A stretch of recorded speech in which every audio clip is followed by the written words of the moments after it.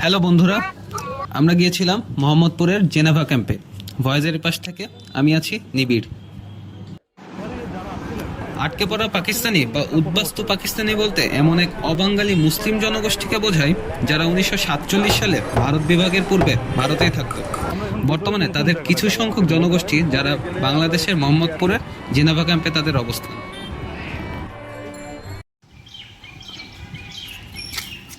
বন্ধুরা, ঢাকার সবচেয়ে টেডলিয়েস্ট মাফিয়া এরিয়াতে আপনাকে স্বাগত। পাকিস্তান কেন বলা হয় না? আটকো পড়া পাকিস্তানি আর আঙ্গুল ভিতরে আছে নাই, যারা বঙ্গবন্ধুর যোগ দেয় নাই তারা পাকিস্তানি হয়ে গেল। কথা বুঝছি, আমাদের পূর্বপুরুষরা ভারত থেকে আগত। মানে গলির ভিতরে জায়গা নাই যে আপনার ব্যবসা কিছু নিয়ে বসবেন, যে এমন পরিস্থিতি মাদকের ব্যবসা বেশি হয়। এটা ঠিক।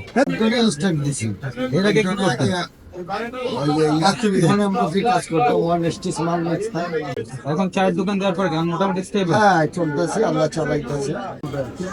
কি মনে হয় যে আর কি কি সুবিধা আপনারা পাইতে পারতেন যা পান? কিছু সুবিধা পাইনি আমরা, কিছু আগে রাশন আইতে ওটাও খাওয়া যায়। রাশন তো 20 বছর আগে বল। এখানে মূলত প্রধান সমস্যা কি কি, মানে কি কি সমস্যা আপনারা এখন ফেস করতেছে? মূল সমস্যা হচ্ছে কি যে জায়গা ছোট, জনসংখ্যা বেশি, এটার জন্য আমাদের অনেক কষ্ট হয়। মানে আপনাদের মূলত আবাসন সংকট। হ্যাঁ, আমরা চাই যে আমাদের একটা পুনর্বাসন দিয়ে দিন। আপনাদের আবাসন সংকট হচ্ছে মানে সলভ করার জন্য সরকার থেকে কি কোনো আশ্বাস দিয়েছে? আমরা সব সরকারকে আশ্বাস দিয়েছে প্রধানমন্ত্রী শেখ হাসিনা, তো আমাদেরকে বলছে ওনাদেরকে পুনর্বাসন দেওয়া হবে। এখন নতুন ক্ষমতা আসছে, দেখি আবার কি করা যায়। এবারে আশা আছে। ওনার কল ছিল যে আমি ক্ষমতা আসি তাহলে আপনাদেরকে একটু কিছু করে দিব। আল্লাহর কাছে আমরা দোয়া করি যে আল্লাহ আমাকে ভালো করে দিলে। আর আমাদের তো ভবিষ্যৎ শেষ, বাচ্চাদের ভবিষ্যৎ। আর আমাদের জায়গা হলো ছোট, লোক হচ্ছে সংখ্যা বেশি। একটা লোক একটা ধাক্কা লাগবে, একটা লোক একটা ধাক্কা লাগবে। আপনি যত চেষ্টা করবেন যে আমি বাইচে চলি, তাও পারবেন না। লোক বেশি আর জায়গা কম। সরকারি ধরেন আপনার পরিবারে সরকারি কোনো কর্মকর্তা আছে? না, আপনাদের এই হাটটা কেমন, মানে সরকারি চাকরি করার হার? সরকারের হাটটা আমার কাছে না, আমাদেরকে দেন, নেওয়া হয় না। বিহারি গোয়া আচ্ছা ঘরে মনে করেন যে 5 জন আছে, তো 5 জন একটা রুমে। আপনাদের কাছে শিক্ষিতর হার কেমন? মানে ধরেন আপনার ফ্যামিলিতে 5 জন আছে, আপনাদের মেন্টালিটি কেমন যে আমার বাচ্চাকে আমি পড়াশোনা করাতে চাই, এখানে কিরকম? হ্যাঁ, আমাদের ঘরে আমরা 10 জন ভাই বোন, 10 জনের মধ্যে 9 জন আমরা লেখাপড়া করছি। গেট 9 মেট্রিক, গেট 9 মেট্রিক থেকে সব ফল পাচ্ছি। এখানে মেইনলি আপনার মোস্ট প্রফেশন কোনগুলো, মানে ম্যাক্সিমাম কি কাজ করে এখানে মানুষ? জমিনের কাজ আছে, পেশায় কাজ আছে, হাতের কাজ আছে, কারচুপি। স্বাধীনের পরে বাংলাদেশে আমরা জন্ম, এখানে তো মনে করেন পানি রাস্তাঘাট, এটা তো আপনি দেখতে গেছেন যে এটা সমস্যা আছেই।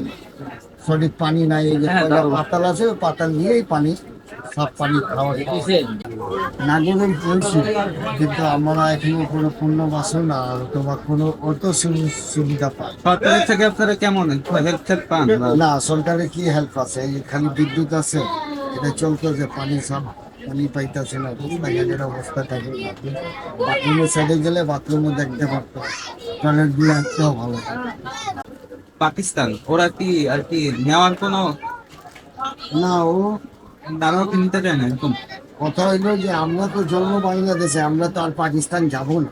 সেই জায়গায় যাই তো আমরা অ্যাডজাস্ট হইতে পারবে না। আমাদের জন্মভূমি তো বাংলাদেশ, আমাদেরকে এখানেই থাকতে হবে। আপনার বাসার সদস্য কয়জন? বর্তমানে আমি, আমার 3টা ছেলে আছে, আমার বউ, আমি 5 জন। তারা কি করছে? তারা কি পড়াশোনা? আমার ছেলে 9-এ পড়ে, এই গণভবনে। আপনাদের নিজস্ব কোনো স্কুল বা এরকম কোনো? না, আমাদের কোনো আপনারা তো মুসলিম ধর্মাবলম্বী, জি। আর হলো আপনাদের সন্তানরা যে স্কুলে যায় ওরা কি কোনো ডিফিকাল্টিস ফেস করে? না। মানে কোনো না, কেউ প্রতিপন্ন? না, কেউ না। তাদের কথাবার্তা কালচার তো বাংলা কালচার।